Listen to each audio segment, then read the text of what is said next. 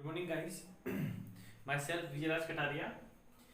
केंद्रीय तंत्रिका तंत्र में आज हम बात करेंगे मस्तिष्क की आंतरिक संरचना। मस्तिष्क की संरचना के बारे में कि मस्तिष्क के आंतरिक भागों में कौन कौन से पार्ट होते हैं और उन पार्ट्स के क्या क्या फंक्शंस हैं। अभी तक हमने मस्तिष्क के लेयर्स के बारे में पढ़ा है और आज हम डिस्कशन करेंगे मस्तिष्क की संरचना के बारे में। आपके सामने हमने डायग्राम बना रखा है और इस डायग्राम को भी हम भली भांति आज समझने की कोशिश करेंगे। पहले मस्तिष्क की संरचना के बारे में बात कर लेते हैं। तो गाइस, मस्तिष्क जो है उसको 3 पार्ट्स में डिवाइड किया गया है। पहला भाग है मस्तिष्क का अग्र मस्तिष्क।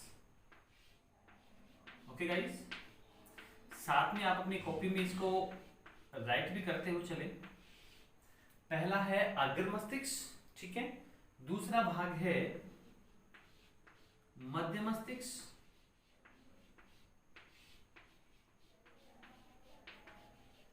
और तीसरा भाग है पश्चिम मस्तिष्क।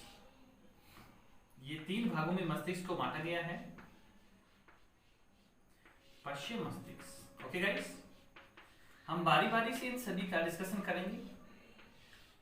हम क्लास 12 का मानव का तंत्रिका तंत्र लेसन पढ़ रहे हैं, कक्षा 12, जिसमें तंत्रिका तंत्र जो 3 भागों में बटा हुआ था, केंद्रीय तंत्रिका तंत्र, परिधीय तंत्रिका तंत्र और स्वायत्त तंत्रिका तंत्र, जिसमें पहला भाग था केंद्रीय तंत्रिका तंत्र या पहला पार्ट जो था केंद्रीय तंत्रिका तंत्र, वो 2 भागों से मिलकर बना था, मस्तिष्क और मेरुरज्जु, जिसमें हम मस्तिष्क के बारे में पढ़ चुके हैं। अब हम पढ़ रहे हैं मस्तिष्क की संरचना के बारे में कि मस्तिष्क की संरचना किस तरीके से डेवलप हुई है और मस्तिष्क को कितने भागों में बांटा गया है। तो मस्तिष्क को 3 पार्ट्स में डिवाइड किया गया है, अग्र मस्तिष्क, मध्य मस्तिष्क और पश्चिम मस्तिष्क। पहले हम बात करते हैं अग्र मस्तिष्क के बारे में कि जो अग्र मस्तिष्क है उसको किन किन पार्ट्स में डिवाइड किया गया है, कितने भागों में अग्र मस्तिष्क को बांटा गया है। तो देखिए गाइस, पहला भाग है अग्र मस्तिष्क। तो अग्र मस्तिष्क का पहला वाला भाग है ए प्रमस्तिष्क, ठीक है गाइस। अग्र मस्तिष्क का सबसे आगे वाला भाग है प्रमस्तिष्क, जिसे सेरिबैरम भी कहते हैं। जिसे क्या कहते हैं? सेरिबैरम।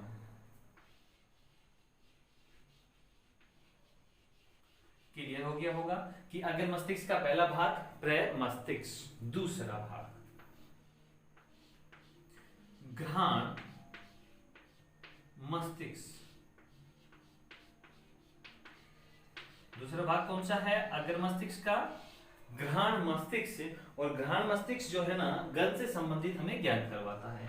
तीसरा भाग है घ्राण मस्तिष्क के बाद में अग्र मस्तिष्क पश्य। अग्र मस्तिष्क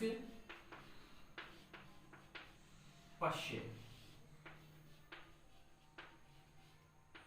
ये 3 भागों में अग्र मस्तिष्क को बांटा गया है। अब हम थोड़ा अग्र मस्तिष्क के बारे में डिटेल से पढ़ लेते हैं। तो पहले हम अग्र मस्तिष्क के बारे में पढ़ेंगे कि अग्र मस्तिष्क है क्या।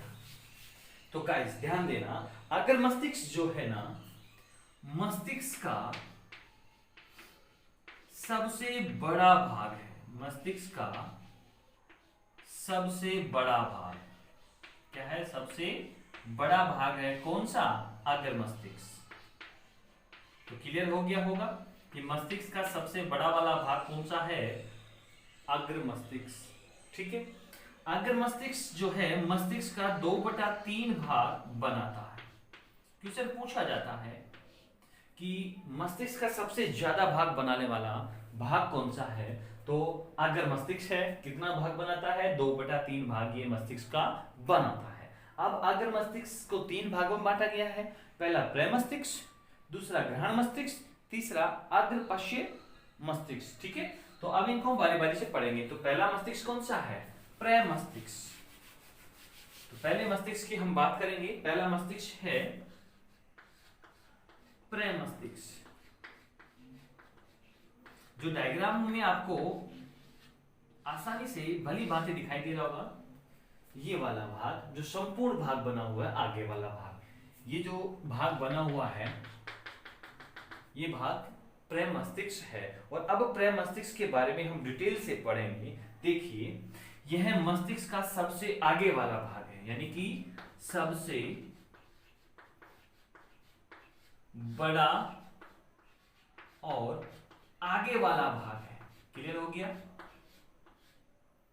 आगे वाला भाग है मतलब प्रमस्तिष्क जो है ना वो मस्तिष्क का, या यूं कहीं अग्र मस्तिष्क का सबसे बड़ा और आगे वाला भाग है।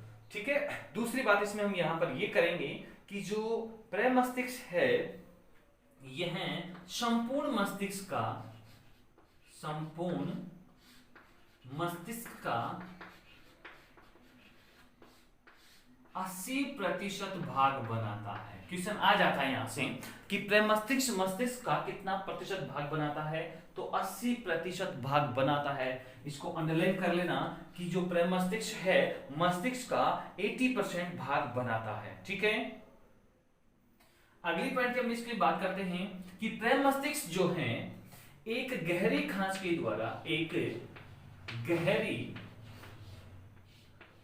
द्वारा दो गोलार्धों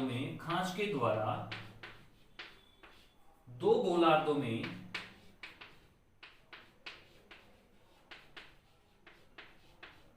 बटा होता है। आप लोगों ने अखरोट देखा है? अगर अखरोट को हम जैसे ही तोड़ते हैं तो वो दो पार्ट में डिवाइड हो जाता है।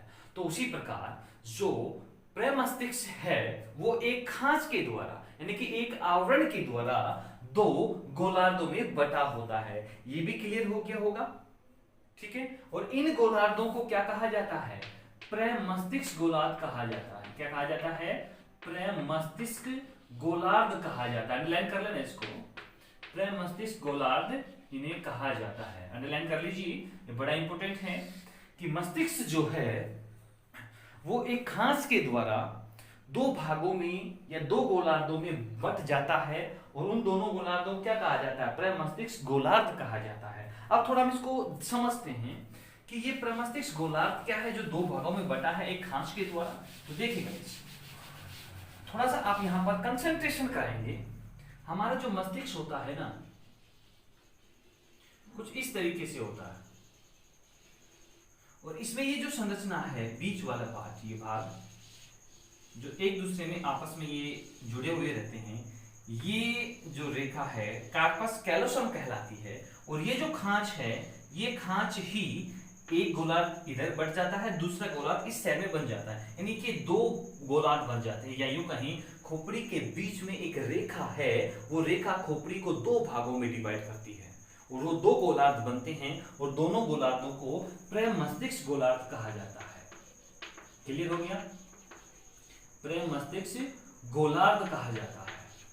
अगर आपको ये एग्जांपल समझ में नहीं आ रहा है तो आप अखरोट को लेना और अखरोट को उसको तोड़ के देखना कि जैसे अखरोट को तोड़ते हैं वो दो पार्ट में डिवाइड हो जाता है और उन दोनों पार्ट के बीच में मस्तिष्क सिचुएटेड होता है, यानी कि मस्तिष्क अखरोट के समान होता है।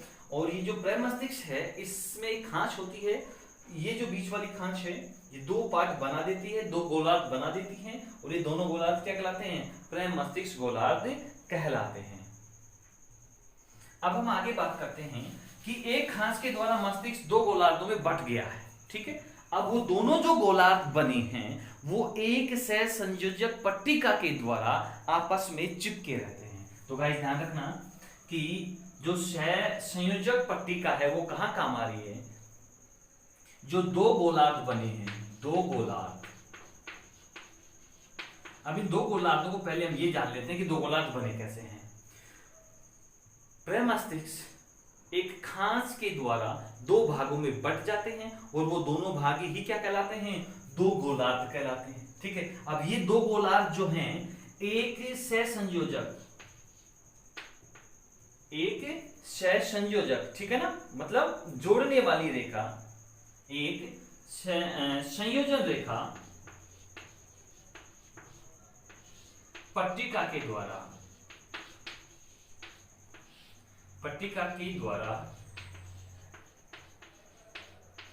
जुड़े होते हैं। हम इसको थोड़ा सा क्लियरली करेंगे। अखरोट को तोड़ेंगे और वापस अगर हम उसको दोनों पार्ट्स को मिलाते हैं तो एक पट्टी के द्वारा ही वो मिलेंगे और वो संयोजन पट्टिका कहलाएगी के द्वारा एक दूसरे से जुड़े होते हैं और उस संयोजन पट्टिका को क्या कहा जाता है, कार्पस कैलोसम कहा जाता है। मैंने कहा कि प्रमस्तिष्क जो है एक खांच के द्वारा, जो हमारा मस्तिष्क है प्रमस्तिष्क, वो एक खांच के द्वारा दो गोलार्धों में बट जाता है और उन दोनों गोलार्धों के बीच में एक संयोजन पट्टिका होती है और वो संयोजन पट्टिका जो होती है वो कहलाती है कार्पस कैलोसम। इसको भी अंडरलाइन कर लेना, वो क्या कहलाएगी, कार्पस कैलोसम कहलाएगी और हिंदी में इसे कहा जाता है महासंयोजक पिंड। महासंयोजक पिंड ये कहलाता है। तो यहां पर क्लियर हो गया कि प्रमस्तिष्क एक खांच के द्वारा दो भागों में बटेगा, दो गोलार्ध बनेंगे, उन दोनों गोलार्धों को एक पट्टिका, कौन सी पट्टिका, संयोजन पट्टिका जोड़े रखती है, वही पट्टिका कार्पस कैलोसम या महासंयोजक पिंड कहलाता है। अब थोड़ा और आगे हम प्रमस्तिष्क में बढ़ते हैं और देखते हैं कि प्रमस्तिष्क किस तरीके से कार्य करता है। कार्पस कैलोसम हमने देख लिया है। अब हम आगे बात करेंगे कि ये जो दो गोलार्ध बनते हैं, मैंने भी आपसे यहां पर डिस्कशन किया था कि इस तरीके से दो गोलार्ध बन रहे थे, फर्स्ट और सेकंड, ये हमारे मस्तिष्क के दो भाग बन गए हैं। ठीक है, पहला वाला गोलार्ध जो है, ये दायां वाला जो गोलार्ध है, बायां वाले हिस्से यानी बायां वाला जो शरीर का हिस्सा, देखिए अपना ये ब्रेन है, इस ब्रेन को हमने यहाँ मिड रेखा से डिवाइड कर दिया, वो तो कार्पस कैलोसम है। अब दो भाग बन गए, एक भाग ये एक भाग ये। इधर वाला भाग जो दायां भाग है वो शरीर के बाएं हिस्से को कंट्रोल करता है और बायां वाला पार्ट जो है शरीर के दाएं हिस्से को कंट्रोल करता है। तो ध्यान रखना कि दायां वाला पार्ट बाएं हिस्से को कंट्रोल करेगा और बायां वाला पार्ट दाएं हिस्से को कंट्रोल करता है। ठीक है गाइस, अब हम प्रमस्तिष्क को समझ चुके हैं। दोबारा मैं आपको हाईलाइट करता हूं कि प्रमस्तिष्क जो है ना 80% भाग बनाता है मस्तिष्क का। ठीक है, और प्रमस्तिष्क जो है ना एक खांच के द्वारा दो गोलार्धों में विभक्त हो जाता है और उन दोनों गोलार्धों को जोड़ने के लिए एक संयोजन पट्टिका होती है। उस संयोजन पट्टिका को कैलोसम या कार्पस कैलोसम कहा जाता है। और ये जो प्रमस्तिष्क है दो गोलार्धों में बढ़ता है, तो एक गोलार्ध दायां वाला शरीर के बाएं हिस्से को कंट्रोल करता है और बायां वाला शरीर के दाएं हिस्से को कंट्रोल करता है। तो प्रमस्तिष्क जो है 80% भाग बनाएगा इस संपूर्ण मस्तिष्क का। अब हम दूसरा बात करेंगे अगर मस्तिष्क के भाग की। दूसरा इसका भाग है घ्राण मस्तिष्क। अब देखिए घ्राण मस्तिष्क जो है ना प्रमस्तिष्क के पीछे स्थित होगा। क्लियर हो गया, ये किसके पीछे स्थित होगा, प्रमस्तिष्क के पीछे स्थित होता है और दोनों गोलार्धों के आगे स्थित होता है। तो मैं रिपीट कर रहा हूं कि ये मस्तिष्क जो है ये प्रमस्तिष्क गोलार्धों के आगे की ओर पाए जाने वाले दो पिंड होते हैं जिन्हें घ्राण पिंड कहते हैं। गाइस ध्यान रखना, ये अभी हमने दो पिंड बनाए थे, ये इन पिंडों में आगे वाले जो पिंड होंगे ये दो गोलार्ध बन गए हैं। प्रमस्तिष्क के दोनों गोलार्धों के आगे की तरफ, आगे वाला साइड ये है, आगे की साइड में दो पिंड पाए जाते हैं दोनों गोलार्धों पर। एक पिंड यहां पाया जाएगा, एक पिंड यहां पाया जाएगा, यानी कि दोनों गोलार्धों पर दो पिंड पाए जाते हैं और वही पिंड क्या कहलाते हैं, घ्राण मस्तिष्क या घ्राण पिंड कहलाते हैं। और ये घ्राण पिंड जो हैं हमें गंध का ज्ञान करवाते हैं। यानी कि घ्राण मस्तिष्क के बारे में हम इतना ही पढ़ेंगे। क्या पढ़ेंगे कि घ्राण मस्तिष्क जो है ना प्रमस्तिष्क के दोनों गोलार्धों पर आगे की ओर स्थित होते हैं और ये पिंडों के रूप में होते हैं और ये पिंड जो है ना वो गंध का ज्ञान कराते हैं, वही घ्राण मस्तिष्क कहलाता है। अब तीसरी बात हम करेंगे अग्र मस्तिष्क पश्य के बारे में। जो अग्र मस्तिष्क का भाग है तीसरा, अग्र मस्तिष्क पश्य। ओके गाइस, इसके बारे में हम डिस्कशन करने वाले हैं, अग्र मस्तिष्क पश्च मस्तिष्क। अब इसमें आप समझ गए होंगे ये कि ये कहां स्थित होगा। तो ये अग्र मस्तिष्क जो है ना सबसे अंतिम वाला भाग ये है। ये क्या है, सबसे अंतिम वाला भाग, सबसे अंतिम भाग है किसका, अग्र मस्तिष्क का। और ये कहां स्थित होगा, ये अपने जो घ्राण पिंड है उनके नीचे की साइड। देखिए ये सबसे वाला भाग आगे वाला कंप्लीटली भाग है ये प्रेमस्तिष्क, इसके अंदर वाला जो भाग है वो ग्रहण मस्तिष्क है, और ये जो भाग है ये मिड वाला भाग, ये कंप्लीटली भाग जो है ये अग्र मस्तिष्क पश्य होता है। तो मैंने क्या लिखा है, ये है सबसे अंतिम वाला भाग है अग्र मस्तिष्क का, और यह दो भागों में बटा होता है। कितने भागों में? दो भागों में। तो एक भाग तो इसका चेतक, दूसरा भाग है अचेतक। ठीक है गाइस, चेतक और अचेतक दो भागों में ये बटा होता है। चेतक को थैलेमस कहा जाता है और अचेतक को हाइपोथैलेमस कहा जाता है। यहां तक क्लियर हो चुका होगा, क्योंकि अग्र मस्तिष्क हम पढ़ रहे हैं। अग्र मस्तिष्क में प्रमस्तिष्क हमने पढ़ा, ग्रहण मस्तिष्क हमने पढ़ा, उसका अग्र मस्तिष्क का तीसरा भाग है अग्र मस्तिष्क पश्य, जो दो भागों में बटा होता है, चेतक यानी थैलेमस भाग और दूसरा है अचेतक यानी कि हाइपोथैलेमस भाग। अब हम सबसे पहले वाले भाग की बात करेंगे जिसे थैलेमस कह रहे हैं, यानी कि हम थैलेमस के बारे में बात करने वाले हैं। तो देखिए थैलेमस क्या है। अब यहां डायग्राम में देखिए आप, थैलेमस कहां स्थित है।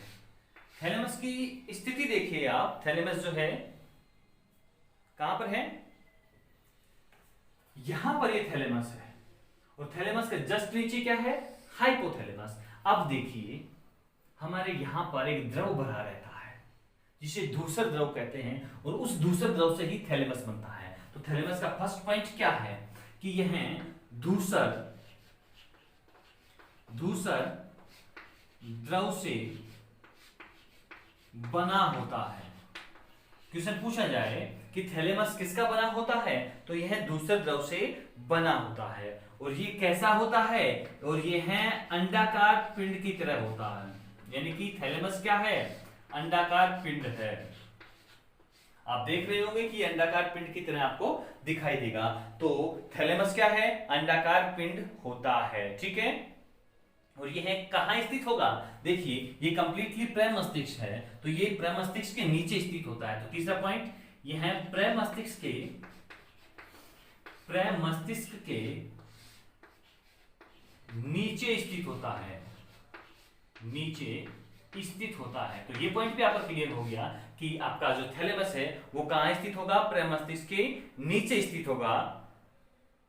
और यह जो है थैलेमस, यह हमारे मस्तिष्क में सूचनाओं से संबंधित या सूचनाओं के प्रसारण से संबंधित केंद्र के रूप में कार्य करता है। यानी कि ये सूचनाओं का प्रसारण केंद्र है। ये क्या है, सूचनाओं का प्रसारण केंद्र है,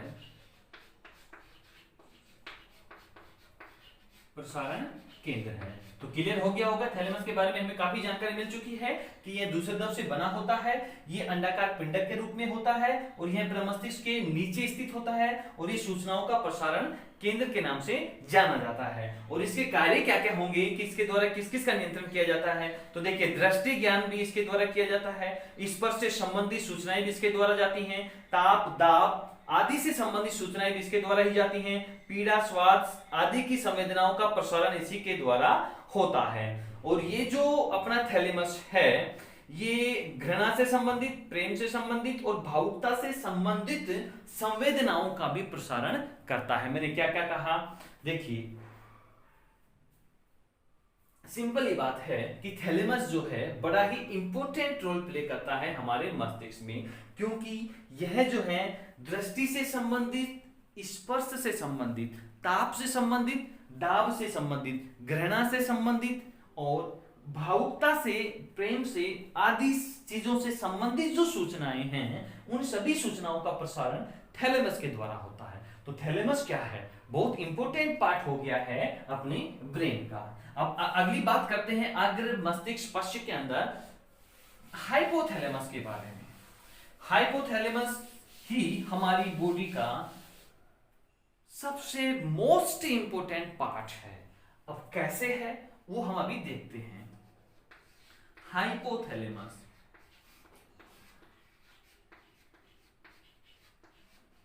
तो गाइस देखिए हाइपोथैलेमस के बारे में अभी हम पढ़ने वाले हैं। तो देखिए हाइपोथैलेमस जो है थैलेमस के नीचे स्थित होगा, देखिए यानी कि थैलेमस के नीचे, थैलेमस के बाद में होता है या नीचे क्या होगा, हाइपोथैलेमस स्थित होगा। ठीक है, अब ये जो हाइपोथैलेमस भाग है ये वाला, ये किससे जुड़ा हुआ है, ये पीयूष ग्रंथि है, तो हाइपोथैलेमस पीयूष ग्रंथि से जुड़ा होता है, तो ये पीयूष ग्रंथि से जुड़ा होता है, पीयूष ग्रंथि से जुड़ा होता है। अब मैं आपको इंटरेस्टिंग क्वेश्चन बताने वाला हूं कि जैसे ही ये हाइपोथैलेमस जो है इस पीयूष ग्रंथि से जुड़ता है, इसी के आधार पर, मतलब हाइपोथैलेमस का पीयूष ग्रंथि से जुड़ने के आधार पर ही इस हाइपोथैलेमस को अंतःस्रावी ग्रंथियों का सर्वोच्च कमांडर कहा जाता है। यानी कि ये जो हाइपोथैलेमस है अंतःस्रावी ग्रंथियों का सर्वोच्च कमांडर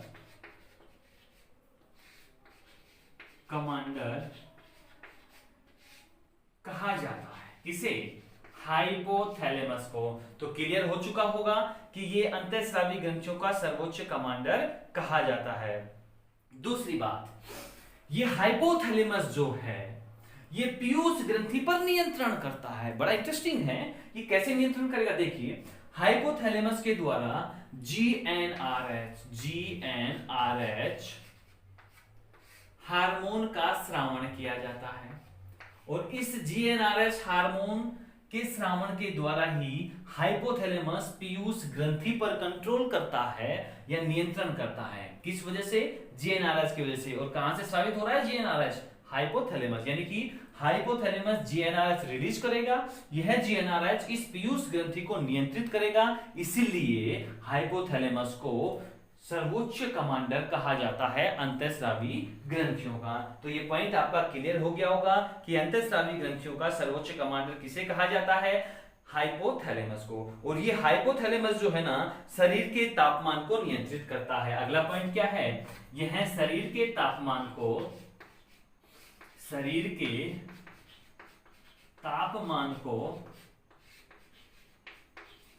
नियंत्रित करता है।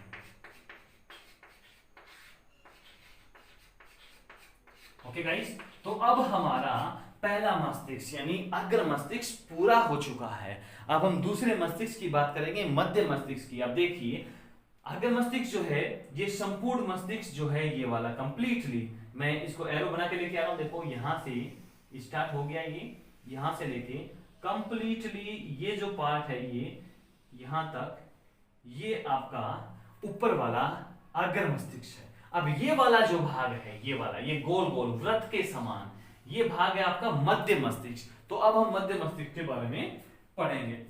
दूसरा मस्तिष्क का भाग है मध्य मस्तिष्क। देखिए मस्तिष्क बड़ा इंटरेस्टिंग है और बड़ा इजी टॉपिक है, इसमें ज्यादा हमें एफर्ट लगाने की जरूरत नहीं पड़ेगी, बस कंसंट्रेशन के साथ में आप इन टॉपिक्स को पढ़ेंगे। अब हम बात करेंगे मध्य मस्तिष्क के बारे में। दूसरा भाग है मस्तिष्क का मध्य मस्तिष्क। अब इसे हम ऐसे भी तो कह सकते हैं, देखिए गाइस मध्य मस्तिष्क में व्हाइट से दिखा रहा हूं उसको, ये वाली संरचना, ये देखो ये वाली जो वृत्त के समान संरचना है ये मध्य मस्तिष्क है। अब पहले फंक्शन तो इसका क्या हो गया कि मध्य मस्तिष्क जो है ना पश्चिम मस्तिष्क को और अग्र मस्तिष्क को जोड़ने का कार्य कर रहा है, और ये इन दोनों के बीच में पाया जाता है। ठीक है, तो सिंपली क्या हो गया कि यह अग्र मस्तिष्क अग्र व पश्चिम को जोड़ता है, पश्चिम को जोड़ने का कार्य करता है कंप्लीटली। ठीक है, अगली बात, यह दोनों के बीच में पाया जाता है, बीच में स्थित होता है, यह भी कंप्लीट हो गया होगा। अब हम बात करते हैं कि यह दो भागों में बटा होता है।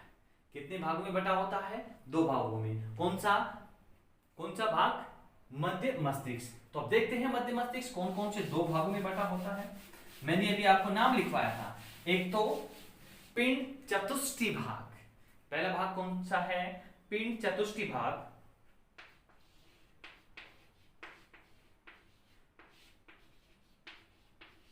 इसका नाम पिंड चतुष्टय इसलिए पड़ा कि इस मस्तिष्क में 4 पिंड होते हैं और इन 4 पिंड के आधार पर ही इन्हें पिंड चतुष्टय कहा जाता है। कार्पोसम क्वाड्रिजेमिना, कार्पोसम, ध्यान देना इसका नाम मैं आपको बता रहा हूं, कार्पोरा क्वाड्रिजेमिना,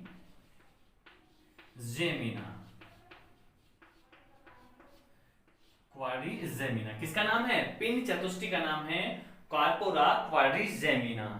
ओके गाइस, याद रह जाएगा, कार्पोरा क्वाड्रिजेमिना ये नाम किसका है? पिंड चतुष्टय का। अब देखिए इसके बारे में हम डिस्कशन करते हैं। ये मध्य वाला मस्तिष्क है जिसका पहला भाग है आपका पिंड चतुष्टय। अब ये पिंड चतुष्टय क्या है? यह 4 गोल पिंडों का बना होता है। यह 4 गोल पिंडों का बना होता है, इसलिए इसे पिंड चतुष्टय भी कहा जाता है। ठीक है, और 4 गोल पिंडों का बना होता है और प्रत्येक पिंड को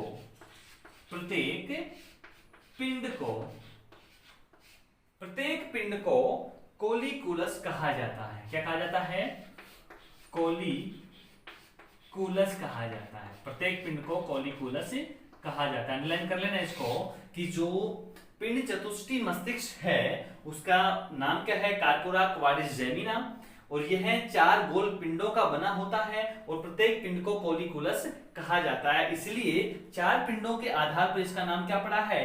पिंड चतुष्टय नाम पड़ा है। ठीक है, इसमें से जो 2 पिंड हैं ऊपर वाले, ठीक है ना, ऊपर वाले जो 2 पिंड हैं वो दृष्टि संवेदनाओं को ग्रहण करते हैं या उनके बारे में हमें बताते हैं। ऊपर वाले 2 पिंड जो होंगे दृष्टि संवेदनाओं का हमें ज्ञान करवाएंगे, जबकि निचले वाले 2 पिंड हैं वो श्रवण संवेदी सूचनाओं का ज्ञान हमें करवाते हैं। यानी ऊपर वाले तो दृष्टि से संबंधित और नीचे वाले श्रवण से संबंधित। ठीक है, अब आगे बात करेंगे दूसरे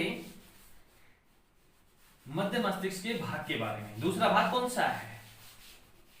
देखिए, मध्य मस्तिष्क का दूसरा भाग आपका है प्रमस्तिष्क वृंतक। प्रमस्तिष्क वृंतक,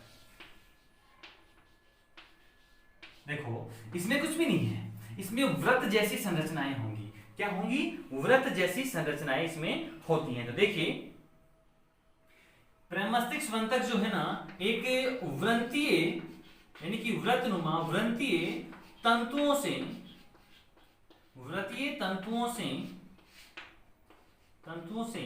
बनी संरचना होती है। बनी संरचना होती है। तो गाइस क्लियर हो गया होगा कि प्रमस्तिष्क वृंतक क्या है कि ये जो है ये वृंतीय तंतुओं से बनी एक संरचना होती है जो अग्र मस्तिष्क व पश्चिम मस्तिष्क व मेरुरज्जु को जोड़ने का कार्य करती है। देखिए, ये बीच वाली है मध्य मस्तिष्क और इसमें वृंतीय संरचना, देखिए ये वृत्त के समान है इसलिए ये वृंतीय संरचनाओं या वृंतीय तंतुओं से निर्मित होती है। अब ये क्या काम करेगी? ये पूरा का पूरा क्या है? अग्र मस्तिष्क, और ये कौन सा भाग है? ये पश्चिम मस्तिष्क, और ये नीचे मेरुरज्जु शुरू हो जाता है। यानी कि मेरुरज्जु को मध्य मस्तिष्क जो है मेरुरज्जु को पश्चिम मस्तिष्क को और अग्र मस्तिष्क को जोड़ने का कार्य करता है। देखिए, ये अग्र मस्तिष्क अग्र व पश्चिम तथा मेरुरज्जु को जोड़ने का कार्य करता है। मेरुरज्जु को जोड़ने का कार्य करता है। कौन? मध्य मस्तिष्क या प्रमस्तिष्क वृंतक जो है वो इन दोनों को जोड़ने का कार्य करता है। अब अगला तीसरा मस्तिष्क का भाग है पश्चिम मस्तिष्क, जिसके बारे में हम और डिस्कशन करने वाले हैं कि पश्चिम मस्तिष्क जो सबके बाद वाला मस्तिष्क होगा वो पश्चिम मस्तिष्क होगा। तो मस्तिष्क का तीसरा भाग है पश्चिम मस्तिष्क। पश्चिम मस्तिष्क जो मस्तिष्क का दूसरा सबसे बड़ा भाग बनाता है। ठीक है, पश्चिम मस्तिष्क, और ये पश्चिम मस्तिष्क भी 3 भागों में बटा हुआ है।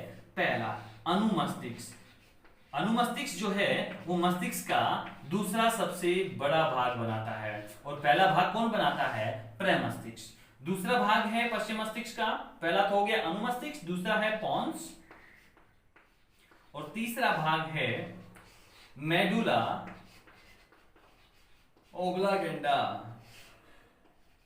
मेडुला ओब्लागेंडा, ये 3 भाग इसके हैं। ठीक है, अब सबसे ज्यादा भाग बना है प्रमस्तिष्क मस्तिष्क का, उसके बाद 20% भाग बनाता है अनुमस्तिष्क कंप्लीटली मस्तिष्क का। तो अब हम बारी बारी से इन तीनों के बारे में डिस्कशन करेंगे। जो अनुमस्तिष्क के बारे में हमने बता दिया है कि ये मस्तिष्क का 20% भाग बनाता है। अब हम बात करेंगे पोन्स के बारे में कि पोन्स क्या करते हैं। साथ में हम आपको यहां पर ये और बता दें कि जो अपना अनुमस्तिष्क है वो क्या कार्य करता है।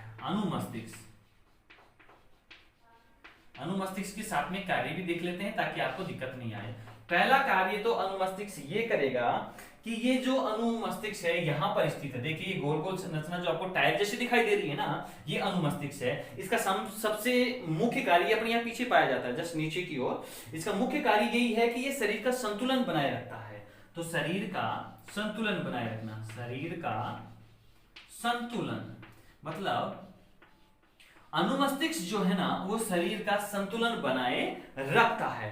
दूसरी बात, अगर हम ज्यादा शराब का सेवन कर लेते हैं तो हमारा ये जो अनुमस्तिष्क है ना ये प्रभावित हो जाता है और शराबी का कंट्रोल खुद के ऊपर नहीं रह पाता, इसलिए शराबी हिलता डुलता रहता है। तो शराब ज्यादा पीने से अनुमस्तिष्क प्रभावित हो जाता है, यानी काम करना बंद कर देता है, जिससे शराबी अनकंट्रोल हो जाता है। तीसरी बात हम अनुमस्तिष्क में करते हैं कि अनुमस्तिष्क जो है ना जितनी भी चलने फिरने उठने बैठने से संबंधित क्रियाएं होती हैं उन सभी का नियंत्रण अनुमस्तिष्क के द्वारा ही होता है। यानी कि कंकालीय पेशियां जो है, कंकालीय पेशियां उनके द्वारा जो कार्य होते हैं चलना फिरना उठना बैठना सभी के सभी अनुमस्तिष्क के द्वारा ही नियंत्रित रहते हैं। ठीक है, अगली बात हम करते हैं पोन्स के बारे में, जो पश्चिम मस्तिष्क का दूसरा भाग है पोन्स, कि पोन्स क्या है और किस तरीके से ये जिम्मेवार होता है हमारे मस्तिष्क में या मानव शरीर के अंदर। देखिए पोन्स कहां पर स्थित है, अब आपको यहां से यही देखना है डायग्राम में कि पोन्स यहां पर है। अब देखो कि पोन्स सिचुएटेड कहां पर है, व्यवस्थित कहां पर है। देखिए ये तो मध्य मस्तिष्क, ये अग्र मस्तिष्क और नीचे पश्चिम मस्तिष्क और उसके बाद में मेरुरज्जु, मतलब ये इन सभी के बीच में है। तो हम क्या कह सकते हैं कि पोन्स जो है प्रमस्तिष्क को, अग्र मस्तिष्क को, मध्य मस्तिष्क को, मेरुरज्जु को, इन सभी को जोड़ने का कार्य करता है। देखिए यहां से ये अग्र मस्तिष्क और मध्य मस्तिष्क यहाँ आके पोन्स से जुड़ रहे हैं, फिर पोन्स से नीचे से क्या जुड़ रहा है, मेडुला ओब्लांगेटा और मेरुरज्जु, यानी कि पोन्स जो है ना संपूर्ण मस्तिष्क को जोड़ने का कार्य करता है। तो मैं यहां लिख दूं कि पोन्स का पहला कार्य संपूर्ण मस्तिष्क को जोड़ने का कार्य है,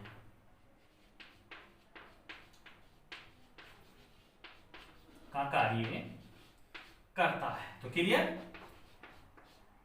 अगली बात हम करते हैं पोन्स के अंदर, ये जो पोन्स है ना जो भोजन को जैसे ही हम चबाते हैं लार का श्रावण करते हैं, यानी भोजन को चबाना, लार का श्रावण करना, यानी भोजन को चबाना,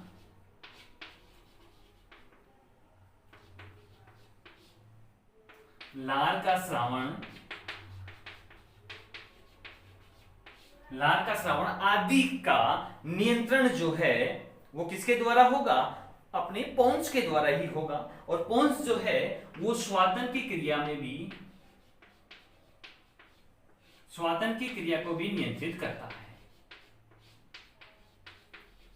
क्लियर गाइस, कि जो पोन्स है ना भोजन को चबाने से संबंधित, लार के श्रावण से संबंधित, नेत्रों की गति से संबंधित और अश्रुपात से संबंधित जितनी भी क्रियाएं होती हैं उन सबका नियंत्रण पोन्स के द्वारा होता है। साथ में जो पोन्स हैं वो श्वासन की क्रिया का नियंत्रण भी करते हैं। श्वासन मतलब सांस लेने की क्रिया का नियंत्रण भी किसके द्वारा होता है, पोन्स के द्वारा होता है। अब पश्चिम मस्तिष्क का लास्ट और मस्तिष्क का लास्ट पार्ट बच गया है आपका मेडुला ओब्लांगेटा। हम अब मेडुला ओब्लांगेटा के बारे में यहां पर डिस्कशन करने वाले हैं कि मेडुला ओब्लांगेटा क्या है। अभी तक हमने पढ़ लिया है कि मेडुला ओब्लांगेटा कहां होगा, पोन्स के नीचे और मेरुरज्जु के ऊपर, यानी कि दोनों के बीच में कहां स्थित होगा, दोनों के बीच में। अब मेडुला ओब्लांगेटा के बारे में पढ़ने वाले हैं। यह है जो है सबसे अंतिम भाग है मस्तिष्क का। मस्तिष्क का अंतिम भाग है। कौन? मेडुला ऑब्लांगेटा अंतिम भाग है। पहला पॉइंट क्लियर हो गया। और ये पोन्स और मेरुरज्जु दोनों को जोड़ने का कार्य भी करता है और दोनों के बीच में ये स्थित भी होता है। ठीक है गाइस, ये कहां स्थित होगा? ये पोन्स व मेरुरज्जु के बीच स्थित होता है। मेरुरज्जु के बीच में यह स्थित होता है। ये भी क्लियर हो गया। ये कहां स्थित होगा? पोन्स व मेरुरज्जु के बीच में ये स्थित होता है तथा मेरुरज्जु से जुड़ा हुआ होता है। अब देखो ये अपना ओब्लागेटा है मेडुला, ये किससे जुड़ा होगा? मेरुरज्जु से जुड़ा होगा। अब ये जो मेडुला ओब्लागेटा है और मेरुरज्जु से जुड़ता है, इसी के कारण इसे कहा जाता है मेटासेल। यानी कि मेरुरज्जु से जुड़ने के कारण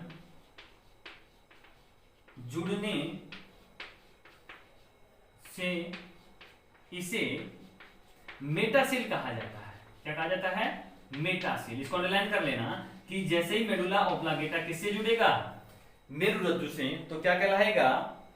मेटासेल कहलाएगा। यानी कि एक गुहा का निर्माण कर लेगा। मेडुला ओब्लांगेटा जैसे ही मेरुरज्जु से जुड़ेगा तो इसके बीच एक गुहा बन जाएगी और वो गुहा ही क्या कहलाएगी? मेटासेल कहलाती है। तो क्लियर हो गया। अब ये जो अपना मेडुला ओब्लांगेटा भाग है, मस्तिष्क का लास्ट वाला भाग, ये क्या करेगा? ये सांस लेने से संबंधित, खांसने से संबंधित, सांस लेने से संबंधित, खांसने से संबंधित और निगलने से संबंधित जो भी क्रियाएं होती हैं उन सबका नियंत्रण मेडुला ओब्लांगेटा के द्वारा होता है। यानी कि सांस लेने से संबंधित, खांसने से संबंधित, निगलने से संबंधित जितने भी क्रियाएं होती है सबका नियंत्रण किसके द्वारा होगा? मेडुला ओब्लांगेटा के द्वारा होता है। साथ में ये हृदय की धड़कनों का भी, रक्तचाप का भी, रक्त दाब का भी, आहार में जो क्रमानुकुंचन गतियां होती हैं उनका निर्धारण भी मेडुला ओब्लांगेटा के द्वारा ही होता है। तो आज हमने तंत्रिका तंत्र के अंदर केंद्रीय तंत्रिका तंत्र में मस्तिष्क को संपूर्ण रूप से कंप्लीटली यहां पर पढ़ लिया है।